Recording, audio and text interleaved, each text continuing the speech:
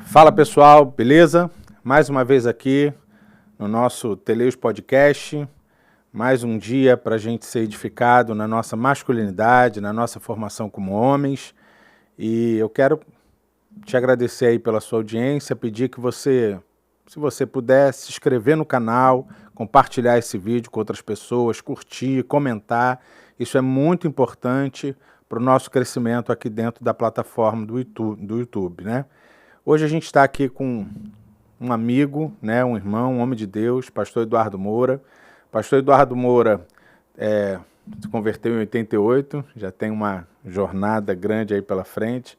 É casado com a pastora Laudiceia, tem 2 filhos, né? O Rafael que tem 24. Rafael, 24 anos, e o Carlos, 16, não é isso? Isso. É um homem de Deus, ele está à frente do Ministério de Homens chamado Valentes, né? Da Igreja IPAM, e a gente vai conversar então um pouco sobre essa questão da importância do Ministério de Homens. Vou deixar o pastor Eduardo se apresentar melhor. Bem-vindo, que bom ter o irmão aqui com a gente.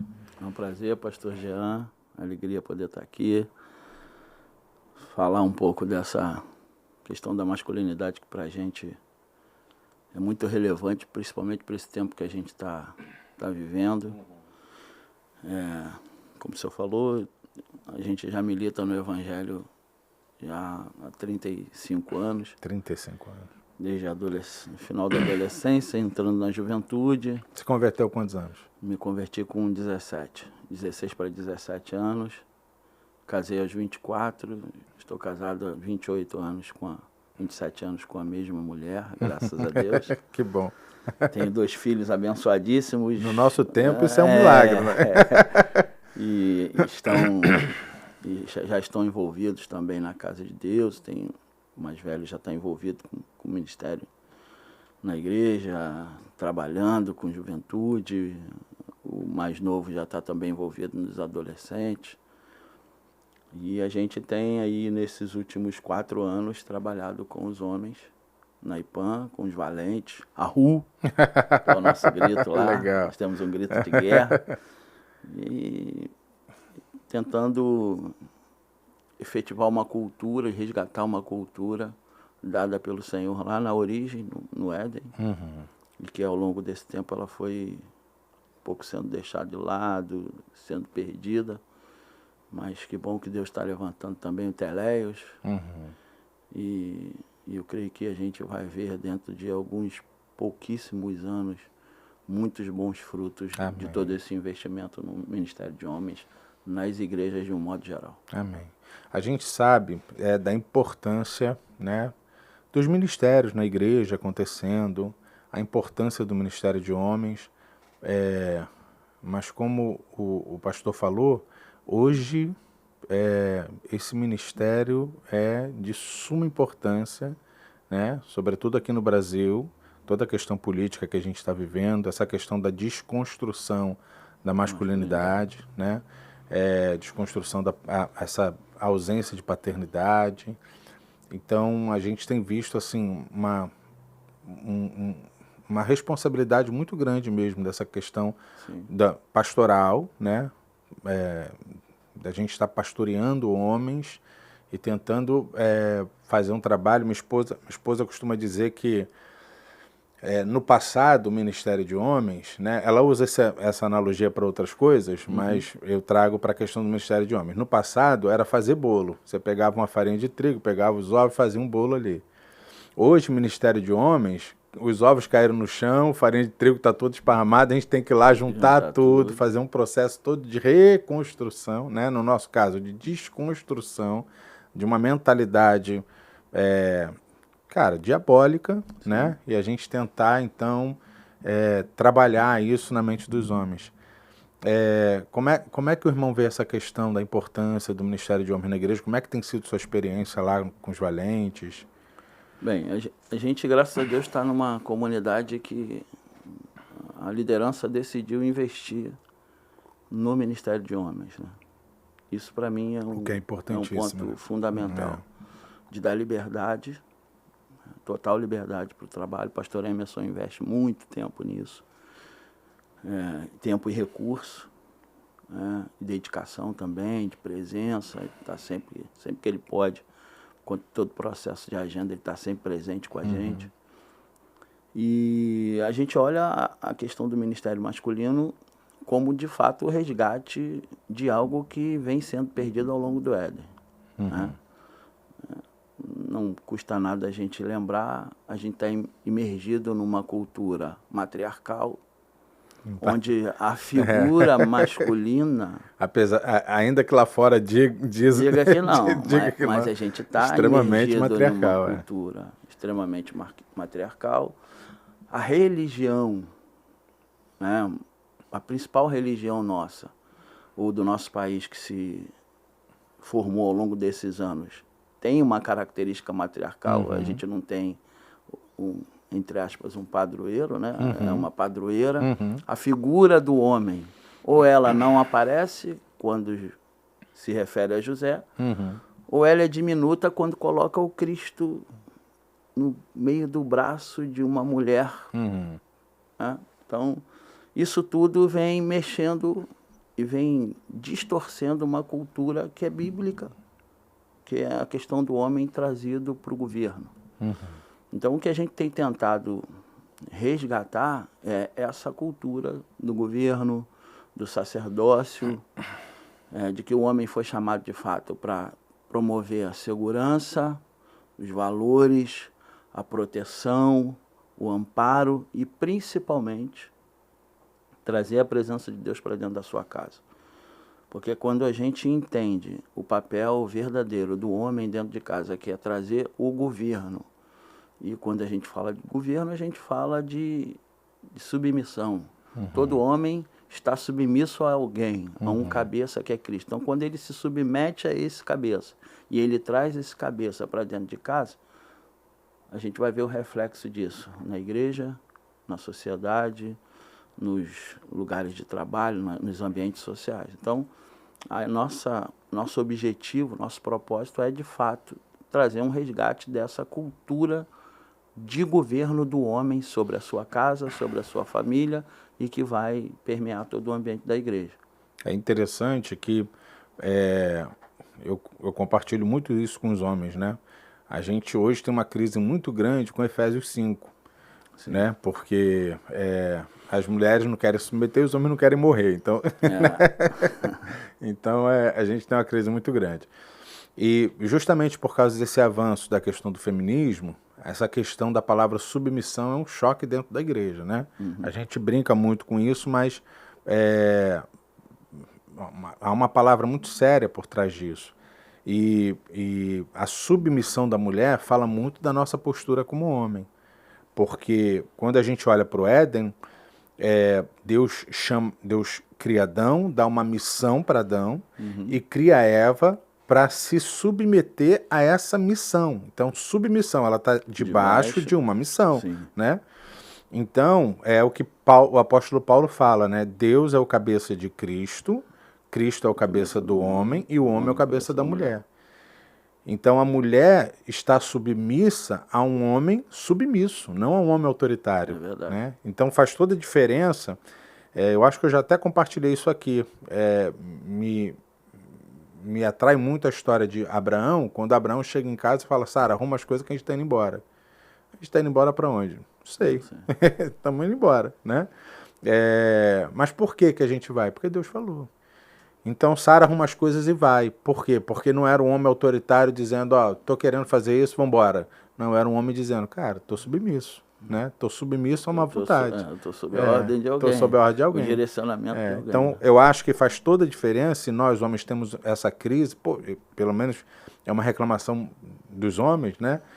Mas minha esposa não é submissa, minha esposa não é submissa. Talvez porque a gente também esteja tratando submissão de forma errada, né? Sim. Quando, na verdade, a gente deveria trazer como cabeça da casa, a gente deveria ser aquele que traz a direção. Mas antes de trazer a direção, a gente busca a direção, né? Então faz toda a diferença quando eu chego, reúno minha família e digo: nós vamos para cá. Por quê? Porque eu tirei um tempo com Deus, pedindo direção a Deus, e foi essa direção que Deus deu para a família.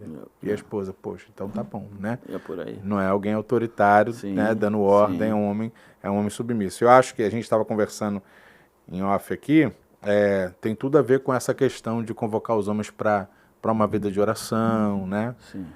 Como vocês estão fazendo lá, né? A gente parte do princípio que duas coisas no Evangelho não mudam. Uma é a necessidade da oração e outra é a necessidade da palavra. Para os valentes da IPAM, essas duas questões são fundamentais. A oração, porque dá a ele a intimidade, o relacionamento e a sensibilidade para que ele possa ouvir a voz de Deus.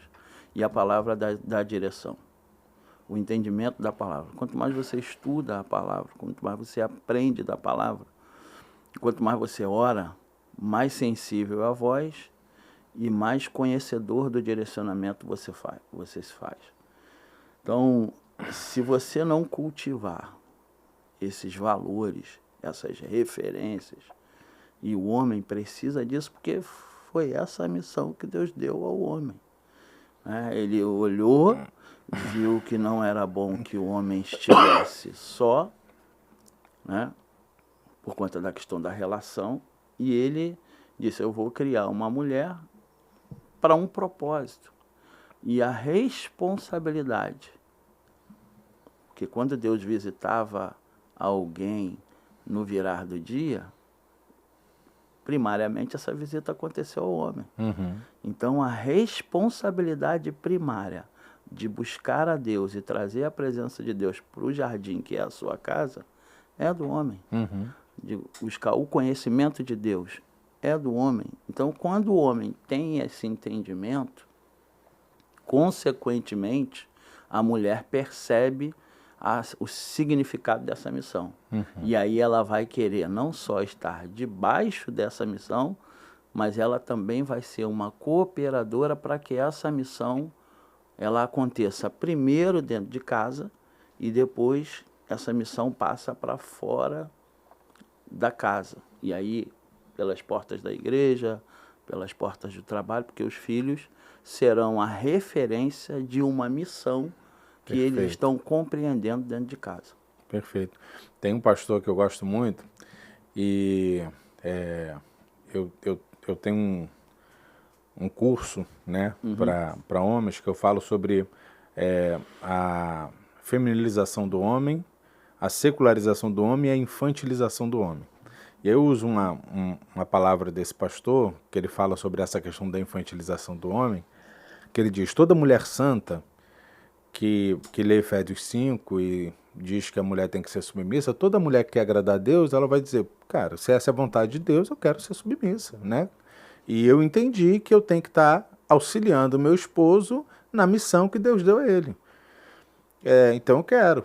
Aí ele disse, mas aí, um dia uma mulher me procurou e disse o seguinte, pastor, eu entendi. Só que eu chego em casa todo dia, meu esposo está jogando videogame. Minha missão é ajudar ele a passar de fase? Eu vou contar uma experiência que a gente tem tido lá, inclusive minha esposa, né? Eu conversei com ela um tempo atrás, eu falei, olha, eu tenho uma liderança lá, né? A gente meio que setorizou o Ministério de Homens, a gente criou uma parte de mídia, uma parte de oração, uma parte de conhecimento, uma parte de infraestrutura logística, que é a galera que pega no pesado, que no final acaba todo mundo pegando, mas tem uma galera que cuida mais desses detalhes, a parte de finanças. E eu falei, pronto, a gente tem aí alguns homens que estão junto comigo nesse propósito nesses últimos 4 anos. Mas eu tenho as esposas em casa. E aí, o perceber a missão dentro de casa para a mulher é fundamental para que esse homem tenha o apoio para trabalhar livre e efetivo na igreja. Então eu conversei com a minha esposa, falei, eu tenho uma liderança, esses homens estão caminhando perto de mim, eu fico atento a eles, mas eu tenho as esposas em casa. E aí eu preciso de alguém para cuidar das esposas. Então eu disse para ela, você conversa com cada uma, E aí ela criou um grupo, elas se reúnem uma vez por mês para fazer os encontros delas. Então, ao mesmo tempo que a gente trabalha os homens, os líderes dos homens, para que eles multipliquem a visão do resgate do ministério masculino e também do governo masculino e do sacerdócio masculino, a gente, paralelo, minha esposa está trabalhando as mulheres para que elas entendam o tempo que esse homem precisa gastar na obra de Deus, como que ele faz, aquilo que ele tem recebido como instrução, de também governar a sua casa. Então, e eu falo para eles, o maior referencial do ministério de vocês, para mim, não é aquilo que vocês fazem aqui comigo, é aquilo que eu ouço das suas esposas e das suas famílias. E nisso minha esposa tem arregaçado as mangas para poder cuidar também dessas mulheres, para que elas também se sintam cuidadas, direcionadas, e elas sejam parceiras desses homens nessa missão. E graças a Deus, assim, a gente tem colhido muitos bons frutos e tem ouvido muitos testemunhos de... Pastor, o meu marido, ele voltou a fazer o culto doméstico dentro de casa. Legal. O meu marido, a gente está sentando para ler a Bíblia. Agora a gente começou uma escola ministerial lá, estão os dois lá na escola ministerial. Então, esse trabalho da compreensão da mulher, ele também passa pelo entendimento da missão do próprio homem. Que ele não pode estar à frente e a sua mulher ficar, ser deixada para trás. Então, a mulher é parceira do homem nesse processo, debaixo da missão, entendendo e trabalhando para cumprir essa missão. É um ministério complementar, né? E é fantástico isso, né? Fantástico a gente poder falar disso, porque se há na igreja um trabalho efetivo com os homens, nesse resgate da masculinidade, nesse resgate da sua missão, e não há um trabalho com as mulheres, que também, né, tem sido impactadas por toda essa questão ideológica que a gente está vivendo hoje, sempre teve, mas hoje muito mais forte, né? Se não há um trabalho com esse resgate também da feminilidade bíblica, gera uma confusão, porque o cara volta para casa querendo agora seu sacerdócio lá, né, resgatar essa questão da responsabilidade dele, dar o direcionamento, mas do outro lado, eu participei uma vez de uma reunião de pastores de uma igreja de um pastor Cidinho, um amigo, um querido, e eles tinham uma reunião de presbitério toda segunda-feira, que eles se reuniam o dia todo, ficavam lá, almoçavam juntos, fantástico. E aí ele me chamou, pô, cara, vamos participar lá uma segunda lá com a gente? Eu falei, não, beleza. Aí participei lá com eles. E aí, muito legal, né? Eles tratando as questões da igreja, aquela coisa pastoral mesmo. E lá eles tinham um trabalho discipulado muito forte. E o pastor Cidinho estava falando com o genro dele, o Luciano, que tinha um rapaz na igreja que não estava tendo uma postura legal dentro da sua casa, com a sua esposa, precisava liderar a família, estava meio bananão e tal, e era o Luciano que discipulava o camarada. E aí o Cidinho falando, cara, você tem que discipular ele, você tem que chamar o cara para conversar, você tem que falar com ele precisa ter postura de homem e tal. Foi falando.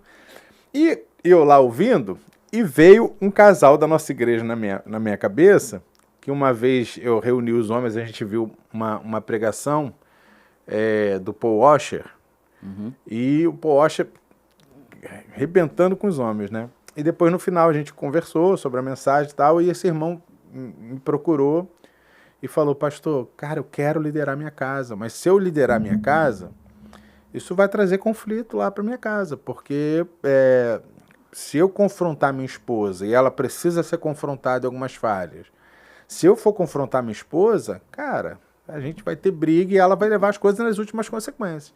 Então, quando o Cidinho falava isso pro genro, cara, confronta o cara, isso me veio à mente. E aí eu falei, Cidinho, mas se o Luciano falar com o camarada lá, com o irmão for confrontar, mas a esposa, porque essa era a questão, que a esposa estava trazendo muito problema na igreja, e eles achavam que não eram eles que tinham que ir lá confrontar a esposa. Quem tinha que confrontar a esposa era o marido, Era o marido. né? Mas o marido precisava ser confrontado para poder ir lá confrontar. Eu falei, cara, mas se o camarada receber o confronto, receber a orientação pastoral, e ele for lá confrontar a esposa, isso gerar uma confusão, porque a esposa não quer receber o confronto. Ao que o Cidinho disse, aí a gente vai em cima da discipuladora dela. Porque ela também precisa ser discipulada. Né? E aí que eu vi essa importância, né, dos dois lados. Da gente ter os homens sendo confrontados na sua masculinidade, orientados, direcionados, mas as mulheres também serem orientadas, direcionadas na sua feminilidade, né? Para que haja esse ministério complementar. Fantástico isso. A igreja tem um ministério de mulheres específico, né? Que é com uma pastora. E na questão dos valentes, eu me restringi aos líderes, né? Como a gente setorizou, como eu falei, são 12 homens. Não tem nada a ver com a questão apostólica. Né? 12 porque... calhou de ser 12. Exatamente. Que a gente colocou, como setorizou em 6 áreas, a gente coloca sempre 2 pessoas para nunca ficar exclusivamente sobre uma pessoa só. E aí a gente pegou essas mulheres, né, desses homens, e minha esposa tem trabalhado nesse sentido, orado, estudado a palavra, um evento ou outro de mulheres. Agora, por exemplo, em setembro, elas devem ir para um evento de mulheres fora do Rio. E isso é muito bom porque também vai gerando novos relacionamentos. As famílias vão se aproximando. E eu acredito que essa questão masculina, ela restaura também a questão da relação na igreja. Porque domingo não dá para a gente se relacionar. A gente chega de manhã correndo, né? Tem a escola bíblica, acaba todo mundo quer almoçar, e aí de noite tem que voltar, e à noite quando volta... Domingo a gente trabalha mais do que... Na segunda-feira, o camarada tem que acordar cedo, a mulher tem que acordar cedo, filho de escola, tem toda uma rotina. Então não dá para você construir relação. Como é que se constrói a relação? A relação é pela comunhão. Então, essa questão da gente aproximar as famílias dos líderes também está ajudando nesse processo. Por quê? Porque as famílias estão se aproximando, as casas estão se abrindo, as pessoas estão se conectando de volta. A gente está começando de volta a gastar tempo com relação, né? E é na relação que a gente se ajusta, que a gente se alinha, que a gente é confrontado, que a gente é ensinado, que a gente é orientado. Então, isso não só tem sido uma efetividade para os homens da liderança, como também para as mulheres. Isso tem feito com que a gente esteja mais junto. Aí é aniversário, não, eu preciso contar uma bênção, nós vamos fazer uma reunião em casa de uma bênção que a gente orou naquele tempo e tal, que a gente se juntou.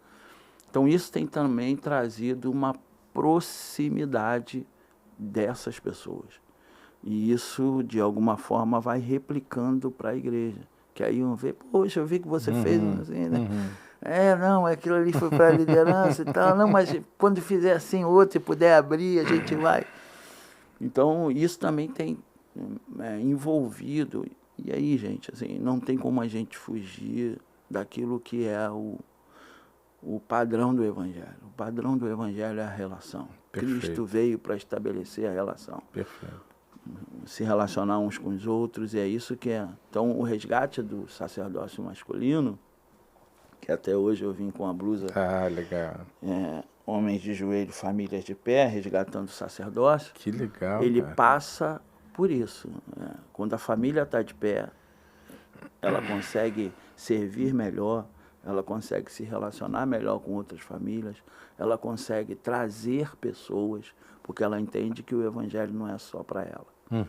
O Evangelho é para aquele vizinho, para aquele amigo, para trazer aquela família. E a gente tem ouvido, por força dessa relação que está sendo reconstruída, testemunhos de transformação de pessoas próximas, de famílias próximas, resgate de coisas que estavam sendo perdidas, né, do tempo da oração com a família, do tempo da leitura da palavra, da meditação. Então, assim, o trabalho em conjunto, esse suporte também da mulher, que é muito importante, para a gente tem sido fundamental. Eu sempre, às vezes eu peço minha esposa para me coloca no grupo lá que eu preciso mandar uma mensagem. Quando a gente faz alguma atividade, e as mulheres também se envolvem, é café, e não se envolvem só para o trabalho. Às vezes a gente chama para que elas também participem, para que dê uma palavra, dê um testemunho, e aí depois eu peço, deixa eu entrar no grupo lá que eu preciso... Agora a gente viajou, mês passado, a gente foi para uma conferência de homens em Santa Catarina, e eu fiz questão de depois fazer um agradecimento especial para aquelas, pelo entendimento delas, de que elas, de fato, elas estão investindo nos maridos, e assim, elas ficam vibrando. Pastor, a gente está muito feliz, porque meu marido está despertando, meu marido está tendo investimento. Porque na verdade é bênção para elas. Vai refletir direto elas. E é engraçado que, às vezes eu pregava em algumas igrejas, e aí o pastor pedia para anunciar o curso dos homens lá e tal. E aí eu anunciava o curso, no final que me procurava eram as mulheres. Como é que faz para meu esposo fazer esse curso aí? Não, é engraçado. A gente está em retiro agora, né? Setembro a gente tem o nosso retiro de homens lá. E aí, nos cultos, às vezes a gente bota uma banca, uma mesa do lado de fora, com os anúncios e tal. E aí, quando o casal vem chegando, a esposa olha pra gente, ó. Chama ele, pastor. Pastor, chama ele. Ou então, quando a gente vai falar, ela...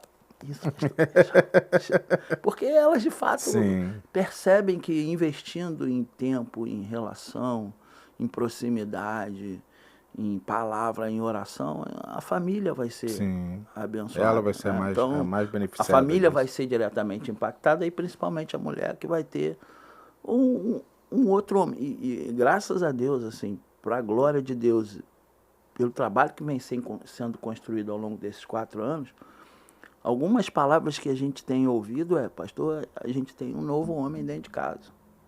E isso para a gente não tem preço. A gente ouvir uma mulher, uma esposa, um filho dessa relação que vai sendo reconstruída. Então, para a gente, é o que vale do Evangelho, né? O que para a gente o bom do Evangelho é ver essa restauração.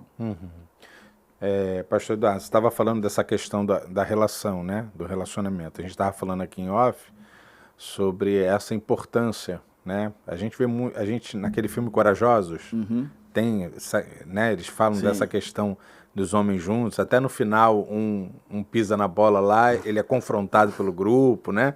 Então, essa questão dessa relação, desse senso de grupo, de comunidade, de um confrontar o outro, de um dar suporte, né? De ter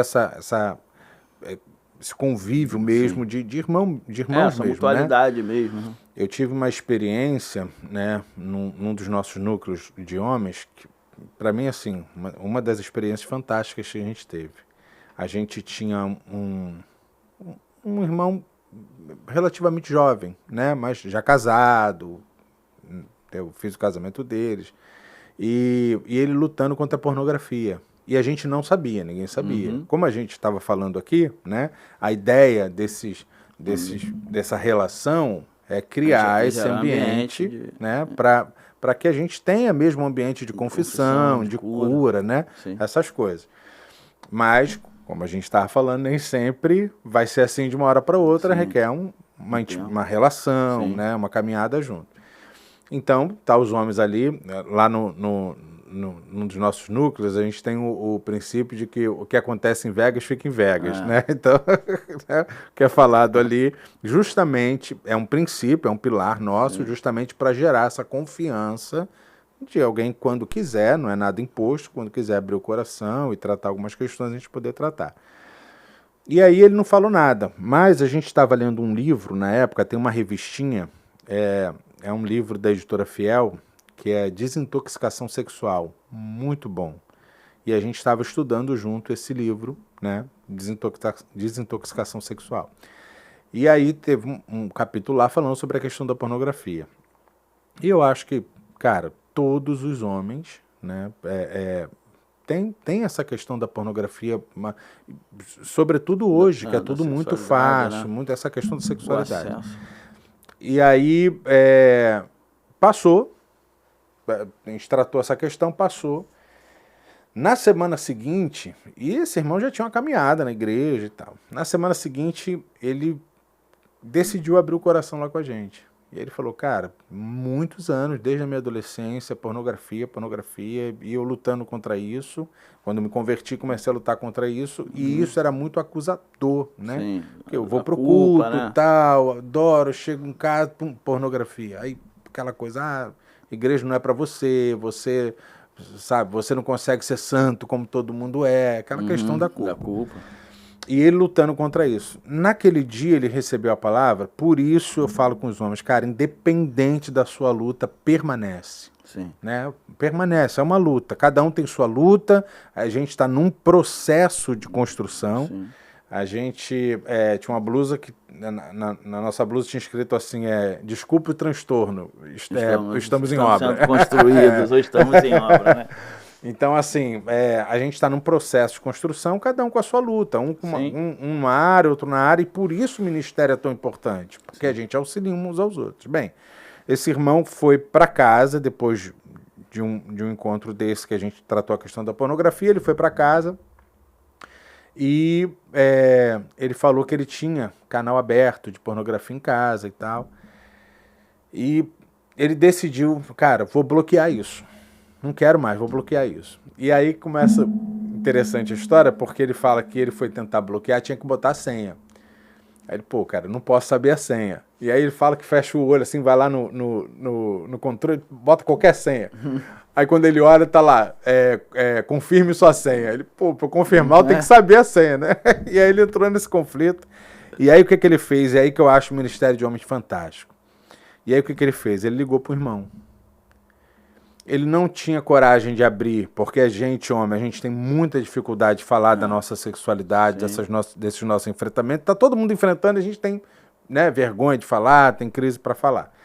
E aí ele nunca abriu isso publicamente, que é aquilo que a gente estava falando. Às vezes você não vai abrir publicamente, mas você vai ter confiança num irmão, um irmão mais maduro, né, um irmão mais prudente, e você vai saber que com aquele irmão você pode contar, abrir o coração. Ele nunca abriu publicamente, mas naquele dia, nessa crise de bloquear os canais de pornografia na televisão, ele ligou para um irmão que era do núcleo, chamou o irmão e abriu o coração para o irmão e falou, cara, minha luta, sabe, tô nesse processo, tô lutando, chorou com o irmão orou com ele deu o controle na mão do irmão e falou, cara, vou sair, bloqueia esse canal aí para mim. E aí saiu. A gente até brincou lá que eu falei, só não deixa o irmão sozinho, porque o irmão sabe a senha. Não, assim, essa questão do ambiente é fundamental. E ele só vai acontecer, esse ambiente só vai acontecer com a relação e com a exposição da palavra e a oração. A geração desse ambiente e a percepção espiritual, inclusive do homem, o homem percebe que ali ele vai se sentir seguro. Ele vai olhar e vai dizer, para esse camarada eu posso me abrir. Esse tipo de situação eu posso contar. A gente teve na última imersão agora, que a gente fez em julho, a gente teve um momento desse. Porque também, assim, o que gera esse confronto?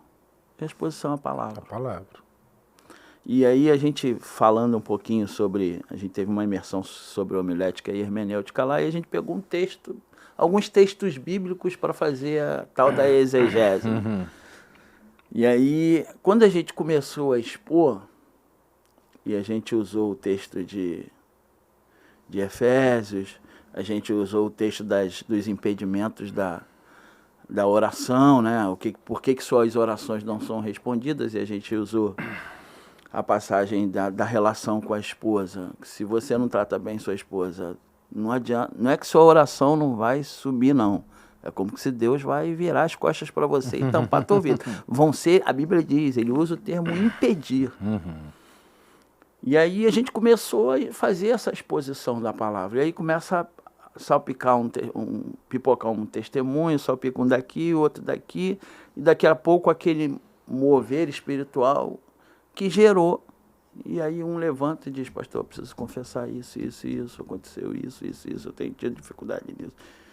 E aquele momento ali foi um momento de cura, de restauração.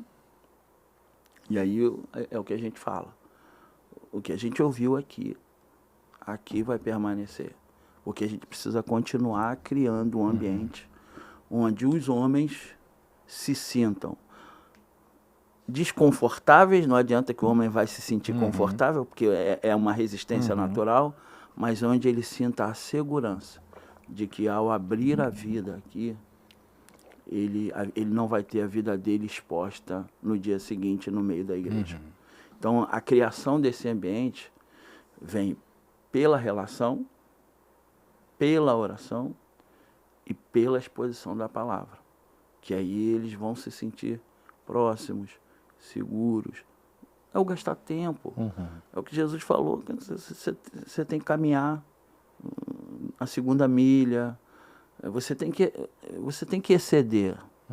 O que os fariseus não faziam, ou diziam que faziam, mas não faziam, você tem que exceder isso. E essa relação, essa construção de proximidade é que vai permitir com que o homem se sinta livre para fazer isso.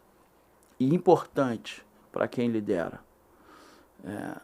Tem alguma coisa errada quando a pessoa também só quer falar alguma coisa com você. É porque os outros também não estão vendo a questão do discipulado e de que você está gerando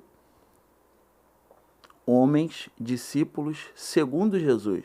Porque um dos grandes problemas nossos é a gente querer gerar discípulos à nossa semelhança. Quando, na verdade, a gente precisa gerar discípulos à semelhança de Cristo. Eu não posso eu não posso ter um outro pastor Eduardo Moura liderando os valentes. Eu preciso ter um discípulo de Cristo fazendo parte dessa construção, dessa liderança, no qual as pessoas, os outros homens, consigam enxergar nele também um homem hábil, aquilo que Paulo fala a Timóteo, perfeitamente habilitado para toda boa obra. Então, ele precisa ver isso. E quando ele vê esse processo, aí ele não fica só restrito. Não, eu preciso conversar com o pastor, só preciso tomar um café. Não, ele vai procurando. E eu incentivo, eu digo, cara, o café não tem que ser só partir de mim. Vocês como líderes, e aqui eu sempre dou uma pegada na rapaziada que trabalha comigo, convida alguém, chama alguém para tomar um café. O novo que está chegando, ele precisa se sentir pertencente à comunidade. A gente não pode deixar os homens entrarem e saírem das nossas igrejas e eles não serem percebidos. Perfeito. Eu preciso abordar, eu preciso chegar lá, eu preciso parar diante dele e perguntar, e aí, qual é o teu nome? Quanto tempo você está aqui? Você já é membro? Você não é? Você conhece o trabalho dos homens? Você sabe que a gente tem uma galera aqui que tá numa pegada boa? Então, essa construção da proximidade é que vai gerar esse ambiente de relação. Eu costumo dizer que eu pastoreei efetivamente uma igreja por 20 anos, né? E aí eu demorou a entender, né, tudo isso. Eu fui ordenado com 20 anos de idade, então assim, muito imaturo, demorou a entender muitas coisas, né? Mas eu costumo dizer que o trabalho pastoral é um trabalho paterno, né?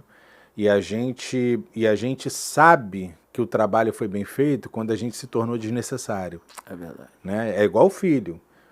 Quanto mais cedo meu filho sair de casa e construir a família dele, vai ser doloroso para mim que ele saiu, mas vai ser gratificante ver que ele amadureceu rápido. Sim. Né? Sim.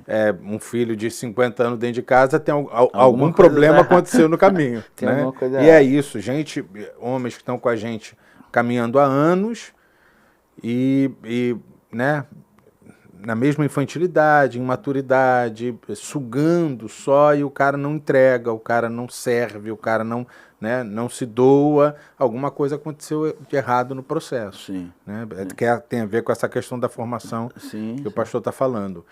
Uma coisa que o Porcher fala, eu acho interessante, eu não sei como é que vocês fazem lá, mas é só como a gente está falando essa questão do ministério de homens, ele fala que uma das coisas que a gente deveria dar ter uma atenção na igreja é a questão de que em algum momento a gente dividiu ministério de homens e ministério de mulheres e ministério de jovens. E ele fala isso quando ele estava trabalhando a questão do livro de Provérbios. E ele fala que o livro de Provérbios é isso, falando da tolice dos jovens, né? Os jovens tolos, imprudentes, e o homem maduro, o sábio, e falando para o jovem como que ele tinha que abraçar a sabedoria e tudo mais, falando dessa questão da maturidade. E ele fala que um dos grandes perigos na igreja é a gente pegar uma juventude e entregar na mão de um jovem. Porque como é que pode, né? Tolo no sentido de imaturidade, sim, né? da questão como é que a gente, da maturação mesmo, né? Como é que a gente vai entregar um grupo de imaturos na mão de um imaturo? E eu já vi isso dar muito problema mesmo em igreja. E ele falando como que a gente precisava ter os jovens, os adolescentes, meninos, caminhando com os homens. Sim. Né? E sendo impactados por essa referência de masculinidade. E como diz Tito 2, como que as mulheres mais maduras da igreja deveriam estar ensinando as mulheres mais novas, né, serem bons donos de casa, amarem seus maridos e seus filhos. Então, dessa interação, da gente estar trazendo os jovens para perto do ministério de homens, para que eles sejam impactados com homens. E isso tem uma questão na minha formação de masculinidade, porque eu já falei isso aqui muitas vezes, eu não tive uma figura paterna. Né? Meu pai sai de casa quando a gente tinha 4 anos, meu pai era alcoólatra.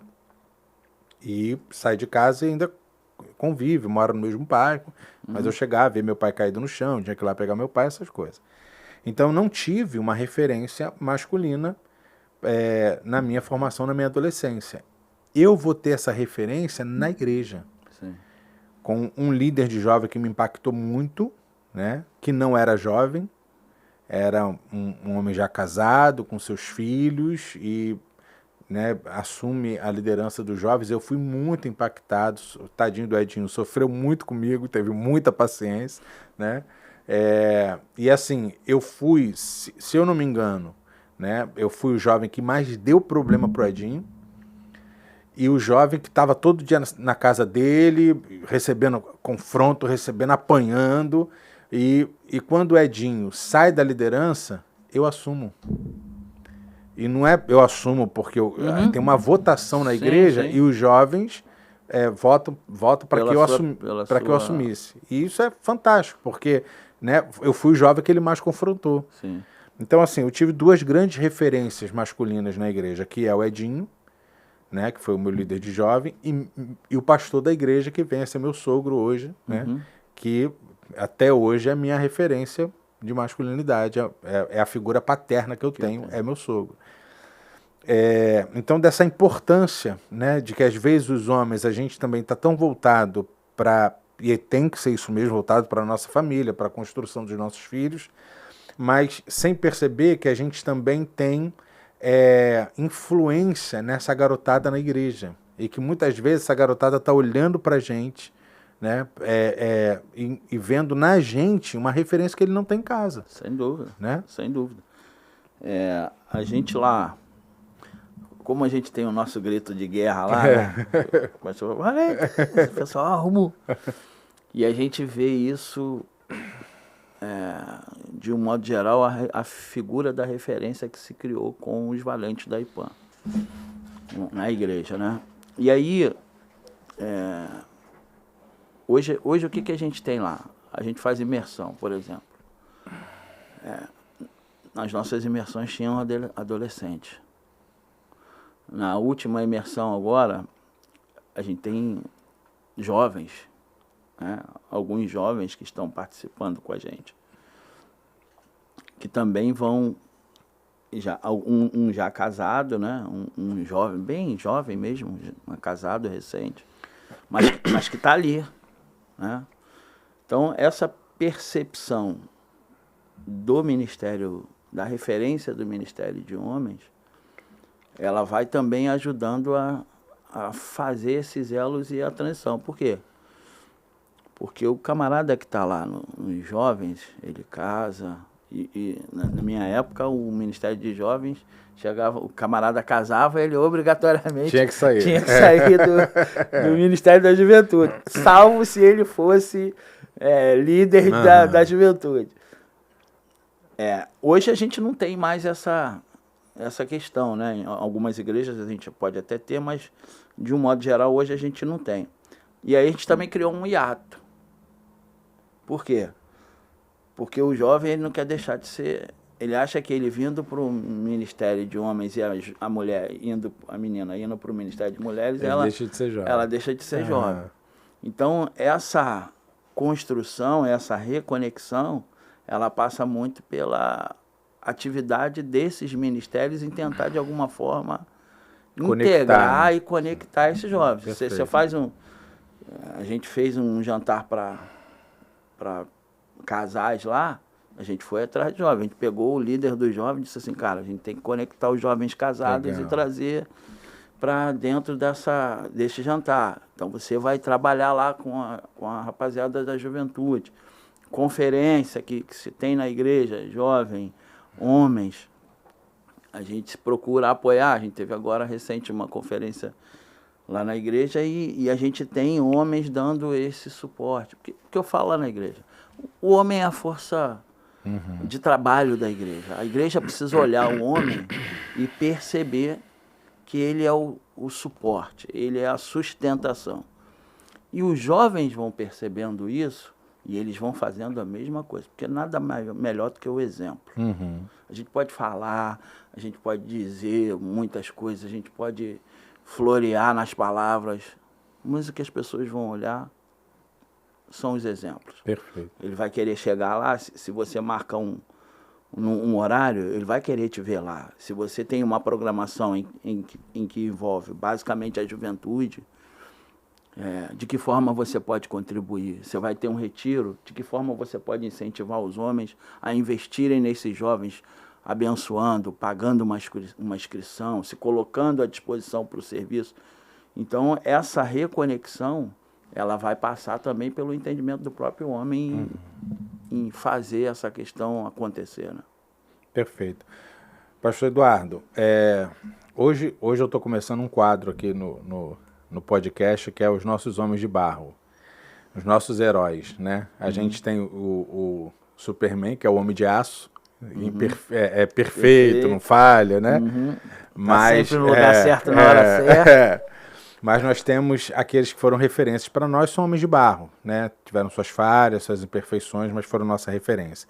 A gente está caminhando para o final. Antes de terminar, eu queria te perguntar, você teve alguém que foi sua referência de masculinidade, que foi de suma importância nesse seu processo de formação de homem, ou como eu falei aqui, né, do meu sogro, do meu... Você teve essa pessoa? Eu tive meu pai, né, que embora também tenha tido algumas... Tenha sido de barro. Dificuldades, né, mas meu pai sempre foi uma pessoa muito preocupada comigo, sempre do jeitão dele, da questão da cultura, da pouca instrução da época mesmo, né? Mas sempre me passou os valores, né? Mas as minhas maiores referências também foram na igreja, porque meus pais não eram crentes, então muitas vezes os valores teóricos não aconteciam na prática, né? E aí eu precisei ver novas referências. E as minhas referências foram os meus líderes, aqueles que me ganharam para Jesus, pastor Ailton Siqueira, que me discipulou, um presbítero chamado Aldeci, Moisés, um amigo que eu tenho de longa data, Saulo. Eu tenho muito... Aliás, sábado agora a gente vai ter um evento lá em Campo Grande em que a gente vai reunir a rapaziada que foi da nossa juventude há 30 anos atrás. A gente se reúne algumas vezes por ano para fazer um culto. Então, assim, são pessoas que foram sendo essa referência que fantástico. De amizade, de confronto, gente que... Eu também não fui mole, não. Eu dava trabalho, que eu sempre fui muito questionador. Então, o pessoal cortava um dobrado comigo. Mas, então, o Aldeci foi muito paciente comigo. Moisés foi muito paciente. Pastor Ailton me trabalhou muito nesse sentido. Coisa Pastor boa. Enéas, que foi depois a minha maior referência do que é ser um pastor, né? De cuidado, de preparação na palavra, de oração. Ele foi a minha maior referência, assim. Coisa boa. É isso aí, galera. Nós temos os nossos homens de barro, nossas referências. Louva a Deus pela vida desses irmãos que ajudaram na formação desse grande homem de Deus aqui. Pastor Eduardo, irmão, você que é homem, que está vendo esse podcast, que precisa crescer, procura Igreja IPAM Valentes. Vai lá nos Valentes, lá, procura Pastor Eduardo. Como é que te encontra, pastor, suas redes sociais? Então, meu Instagram é @EduardoMouraPR, né? Facebook, Pastor Eduardo Moura, @ValentesIPAM, você vai ter um pouquinho lá do que acontece nos Valentes. Nós temos agora um retiro em setembro para homens. Nós temos agora, quinta-feira, nós temos o nosso culto, que começa às 19h45. E sábado a gente vai ter uma imersão bíblica para homens, exclusiva para homens. Começa a que horas? Começa às 9 da manhã com um café de comunhão. A gente inicia o estudo da palavra às 10 horas e vai até 17 com intervalo para almoço. Perfeito. A gente vai estudar epístolas paulinas e bibliologia. No intervalo tem aquele almoço abençoado, aquela mesa de comunhão que só os homens sabem fazer. Ninguém faz uma mesa de comunhão como os homens, né? A gente fala de tudo, do futebol, fala de esporte, fala de Bíblia, fala de igreja, fala Coisa de família. Boa. Então, ela vai ocorrer agora sábado e vamos em frente. Eu agradeço a Deus pelo privilégio de poder estar aqui, por ver que Deus está despertando. Eu tenho passado por alguns lugares e cada vez mais eu tenho visto que de fato é um mover de Deus nesse sentido de trazer o resgate. Que bom que Deus levantou o Teleios, que bom que levantou o senhor pastor Jean para trazer esse despertamento aos homens. E eu creio, como eu falei aqui no início, dentro de pouquíssimos anos nós vamos colher muitos bons frutos desse investimento no Ministério de Homens novamente. Amém. Amém. É uma pena, a gente está acabando, não deu para sugar tudo, pastor Eduardo, vai ter que trazer ele aqui de novo outras vezes, né? Mas obrigado pela sua audiência, que bom que você esteve aqui com a gente. Mais uma vez eu quero te pedir, se você puder nos ajudar, compartilha esse vídeo, curta, né? Se inscreva aí no canal se você não é inscrito. Rapidinho, você vai lá, se inscreve, né? Bota lá o sininho e você vai estar aí caminhando com a gente nesse processo em que a gente está nessa formação da nossa masculinidade, edificando a sua vida de alguma forma, tá bom? Quinta-feira a gente tem o nosso outro vídeo no Conexão Teleios e a gente vai caminhando aí para construir, né, todo esse processo de formação de masculinidade. Que Deus te abençoe, abençoe sua vida, meu irmão. Se envolva no ministério de homens, sabe? Sim. Abraça lá seu líder, seu pastor, seja bênção na sua igreja, seja bênção na sua família, seja bênção na sua comunidade, tá bom? Deus te abençoe, até o nosso próximo podcast. Valeu, galera!